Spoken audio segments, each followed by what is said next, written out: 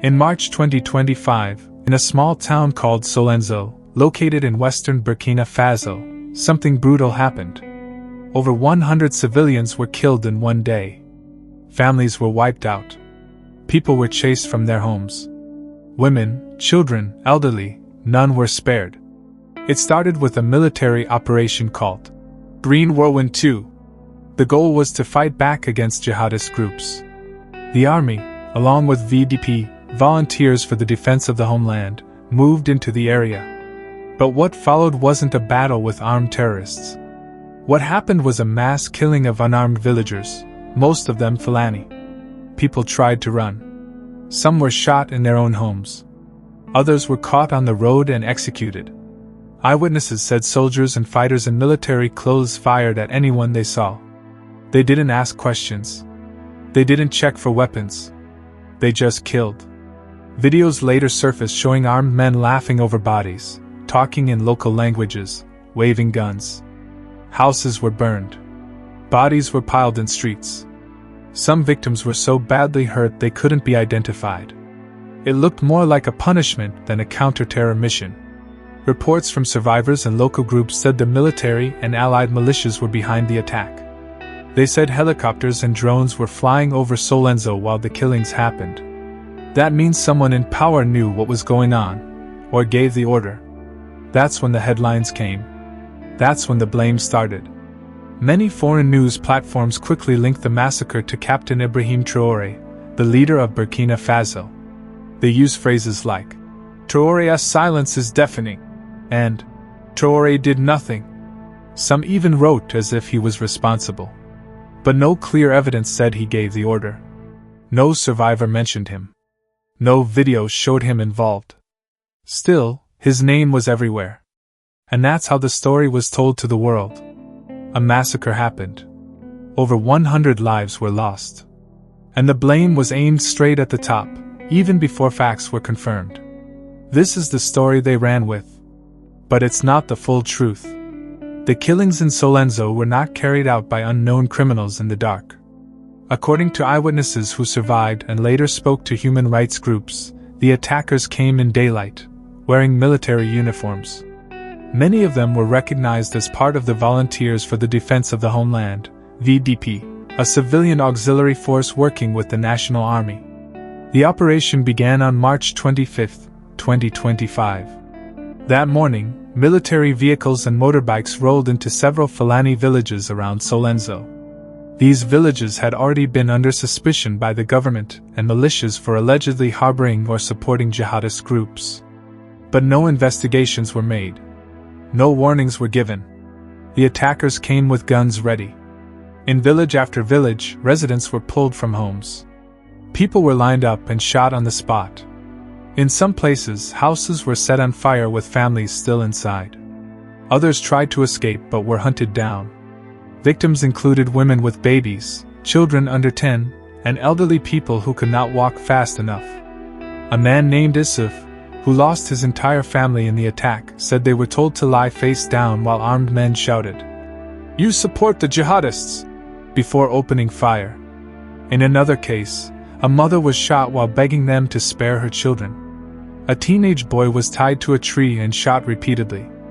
Entire households disappeared in one day. The attackers moved systematically.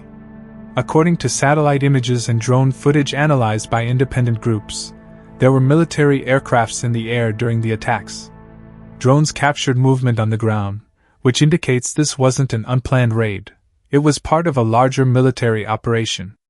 By evening, over 100 people were dead. The ground was covered in blood, smoke rose from burned huts, and silence fell over what was left of the villages.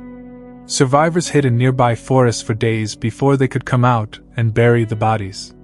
Human Rights Watch and other organizations began collecting names, photos, and testimonies. They traced the killings directly to men working under the army's control. They also confirmed that the attackers used government-issued weapons and equipment. Despite all this, the Burkina Faso military denied any involvement. They called the massacre enemy propaganda and said no official orders had been given for violence against civilians. Yet, they offered no investigation, no arrests, and no answers to families asking why their loved ones were killed. To make matters worse, once the footage leaked online, showing armed men laughing and celebrating next to corpses, the focus shifted. Instead of investigating the actual soldiers or militia responsible, international media headlines began linking the massacre to Captain Ibrahim Traoré. Even though his name was never mentioned in any of the survivor reports, the media began suggesting he allowed it, or stood by and did nothing. That's how the propaganda began. The truth is, the Solenzo massacre was a military-led operation that went beyond fighting terrorism. It turned into mass punishment. The people who pulled the triggers were known. They worked under the state. And they left behind more than 100 dead civilians, with no justice, no apology, and no explanation. And still, the world asked nothing about them. They only asked about Traoré.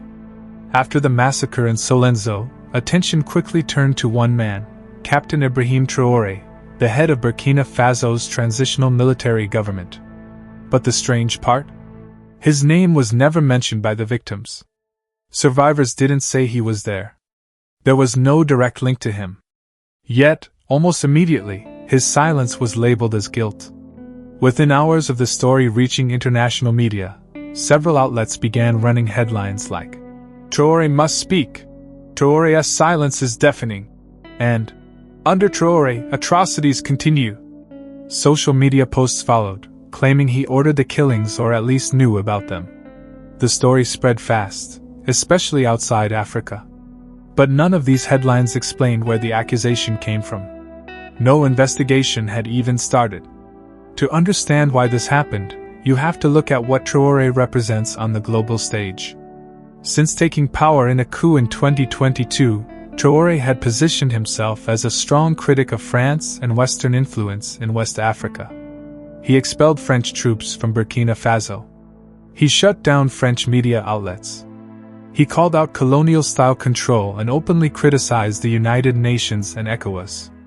He also strengthened ties with Russia, including military and security cooperation.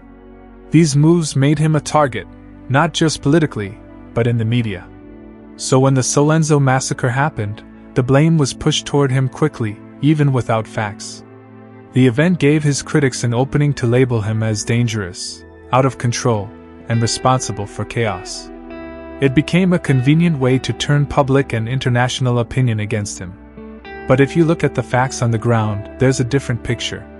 The killings were carried out by soldiers and the VDP, armed civilian militias who often act without strict oversight. Many of these militias have been accused in the past of attacking ethnic groups like the Fulani, who are frequently suspected of supporting terrorist groups without evidence. In past years, Burkina Faso's security forces have been linked to abuses in other regions, especially in areas controlled by insurgents. These actions have been ongoing since before Traoré came to power. But because Traoré is now the face of the government, every military act is tied to his name, whether he gave the order or not. Human rights groups didn't accuse him directly. Their reports focused on what happened, who was seen on the ground, and the lack of accountability. But certain media outlets took it further, shifting the narrative from "Who did this?" to "Why is Traoré quiet?" That silence was turned into guilt, even though no evidence connected him to the operation. It's also important to note, just weeks before the Solenzo massacre, Traoré was being celebrated by many young Africans for standing up to the West.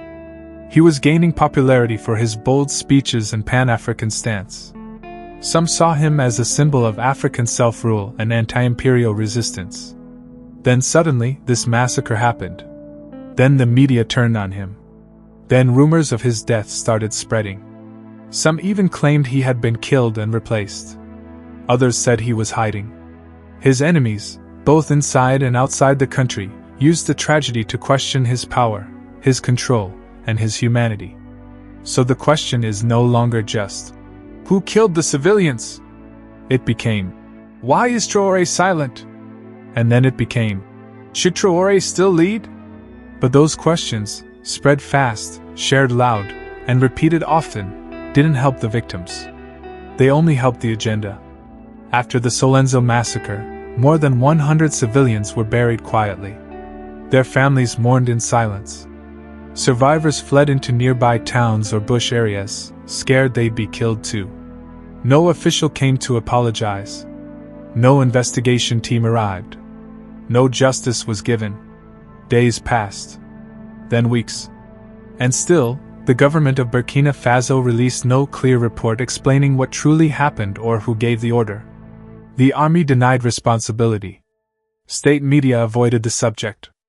Independent reporters struggled to reach the scene due to the ongoing conflict and blocked roads. At the same time, Ibrahim Traoré, the head of state, remained silent. He gave no speech. He issued no statement.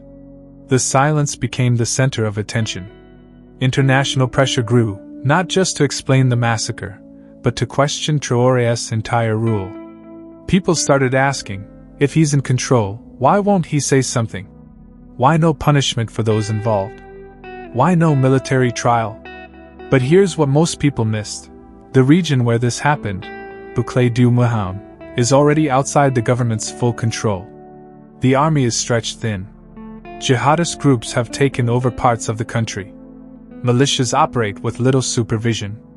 In many cases, decisions are made by field commanders and local defense leaders without any direct orders from the central government in Ouagadougou. This means the killings in Solenzo may have happened without high-level planning, but the burden still fell on Traoré's name. And because he didn't speak fast enough, or because the government gave no press conference, that silence was turned into blame.